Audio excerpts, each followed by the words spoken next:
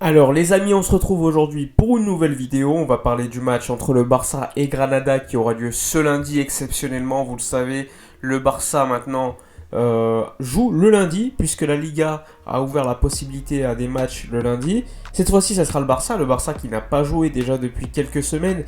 On le rappelle puisque le match contre le FC Séville post-trêve internationale a été déplacé à une date ultérieure. Pour l'instant, on n'a pas les précisions. Et donc, on avait joué juste contre le Bayern Munich, on avait vu ce que ça avait donné. Et là, on revient enfin en Liga. On aura pour l'instant joué 3 matchs avant ce match, ça fera 4, tandis que d'autres équipes auront déjà joué 5 matchs, alors que nous, on n'aura même pas encore entamé ce match contre Granada. Donc, il faudra rattraper cela un peu plus tard. Aujourd'hui, on reste pas très loin. Si on gagne nos matchs, on pourrait être premier du championnat, sachant que ce match contre Granada est largement, possiblement favorable au Barça, alors que le match contre le FC Séville sera plutôt compliqué. Alors, on revient sur ce match contre Granada. Granada qui est une équipe en grande difficulté. Granada qui a pris notamment un 4-0 contre le Rayo, qui a perdu contre le Real Betis, qui a fait quand même des matchs nuls, que ce soit contre Valence il me semble, et une autre équipe intéressante. Mais c'est une équipe qui est en pleine reconstruction, qui a changé de coach. Maintenant, c'est Robert Moreno, qui était le coach de la sélection espagnole et l'assistant de Luis Enrique au FC Barcelone. Donc c'est une toute autre équipe, hein. C'est plus la même équipe que l'année dernière. L'année dernière, rappelez-vous, il nous avait mis quand même en difficulté en Copa del Rey. On avait dû marquer des buts lors des dernières minutes pour aller en prolongation et finalement se qualifier. On avait perdu la Liga au Camp Nou contre Granada 2-1, rappelez-vous, alors qu'on aurait pu gagner ce championnat d'Espagne. C'est contre Granada au Camp Nou qu'on lâche totalement la Liga. D'ailleurs, Joan Laporta, après le match, avait montré sa déception, avait montré au vestiaire qu'il avait été déçu par l'effectif, par les joueurs, etc. Et donc c'est toujours un match particulier désormais. C'est pas une équipe à prendre à la légère, même si c'est une équipe en pleine reconstruction, qui a perdu des joueurs, qui a changé de coach, qui est aujourd'hui en très grande difficulté parce qu'ils sont 17e du championnat au moment où je vous parle. Donc une équipe totalement à refaire, une équipe qui potentiellement a perdu quasiment, qui n'a gagné aucun match, donc qui arrive au Camp Nou avec une volonté de prendre des points, donc ce sera pas aussi facile qu'on le pense. Après au niveau qualitatif, même si le Barça a pas mal de blessés, normalement ça devrait passer. Mais bon, avec le Barça aujourd'hui, on n'est plus non plus certain de voir des bons matchs, de voir des victoires, etc. etc. Côté blessure, côté Granada, il n'y en a pas. Côté Barça, il y en a beaucoup. Pedri absent encore quelques jours. Jordi Alba absent quelques semaines. Il y a qui encore? Il devrait y avoir le retour de Coutinho comme titulaire pour remplacer Pedri. Il devrait y avoir également la titularisation devant avec Memphis, mais ça on en parlera un peu plus tard. Au niveau des autres absents, on va attendre, mais Umtiti pourrait être de retour puisque cette semaine, il ne s'était pas entraîné suite à un mal-être général. Il n'y a pas eu plus de précision dans le communiqué officiel du Barça. À voir s'il y aura le retour de Serginho Dest. Dest qui n'avait pas joué contre le Bayern, qui s'était blessé la semaine avant le match contre le Bayern à la cheville. Est-ce qu'il sera de retour ou non? Je pense que c'est essentiel d'avoir un Dest aujourd'hui puisqu'on n'a pas d'autre latéral droit à part Mingueza et que Sergi Roberto ne jouera plus vraisemblablement à ce poste. Le joueur s'est plaint auprès de Ronald Koeman, il a dit qu'il ne voulait plus jouer à ce poste de latéral. D'ailleurs, lorsqu'il jouait latéral, il y a toujours eu une catastrophe lors des gros matchs.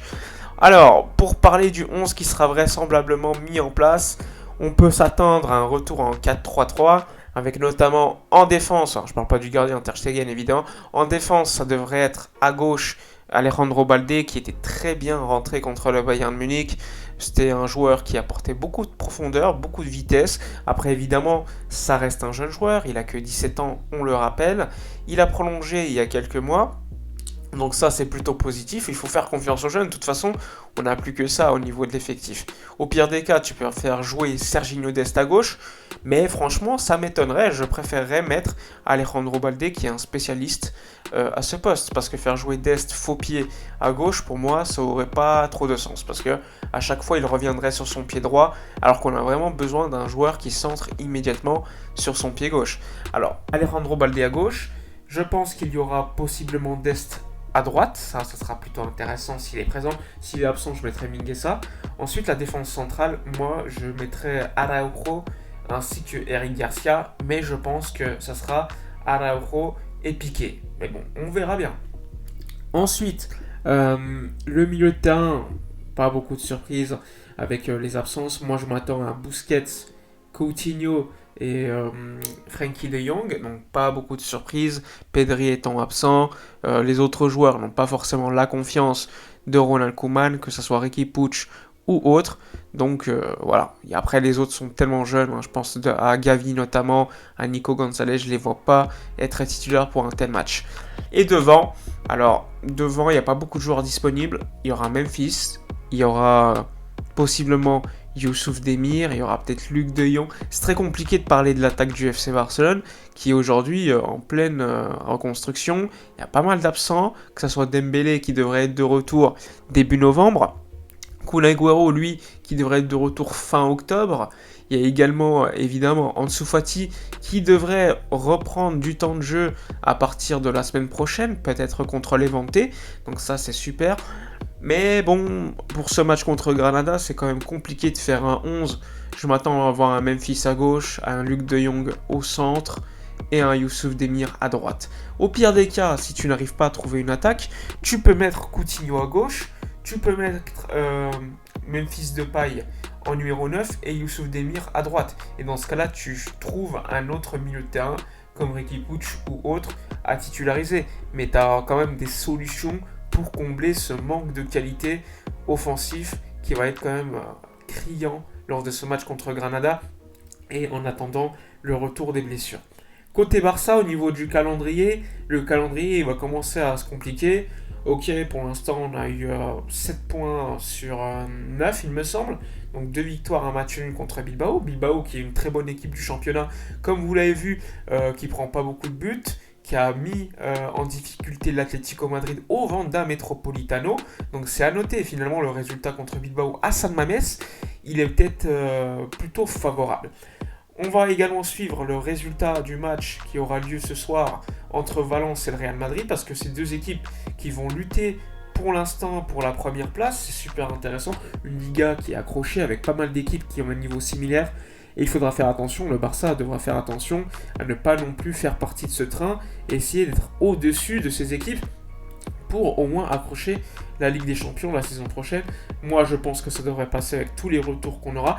Mais attention, Ronald Koeman va être jugé sur ses prochains matchs et en cas de mauvais résultats, moi je pense que s'il n'y a pas de 100% lors des prochains matchs, lors des 2-3 prochains matchs, parce que c'est quand même des matchs plutôt accessibles, que ce soit Granada, que ce soit Cadix, que ce soit Levante, eh bien le futur de Ronald Koeman, je pense qu'il sera ailleurs, je pense qu'il sera démis de ses fonctions tout simplement, après avoir qui le remplacera. Très compliqué d'en parler pour l'instant, mais attention à Ronald Koeman qui pourrait faire son départ en cas de mauvais résultats à venir en Liga. Enfin bref, dites-moi dans les commentaires votre 11 pour ce match, qui vous mettriez en numéro 9, si vous mettriez Coutinho plutôt milieu de terrain ou à gauche comme faux ailier.